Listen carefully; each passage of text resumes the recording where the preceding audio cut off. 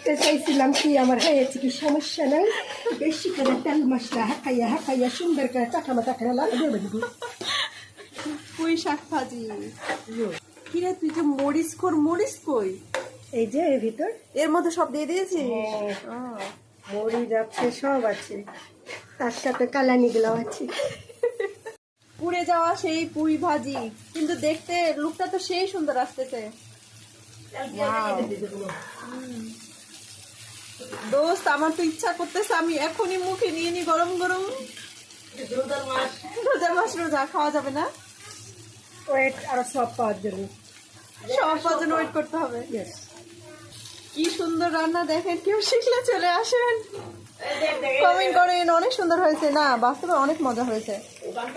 মজা হয়েছে বললে ভুল হবে, কারণ আমি তো এখনো খেয়ে দেখিনি, তাই না? দেখতে অনেক মজা লাগতেছে রে।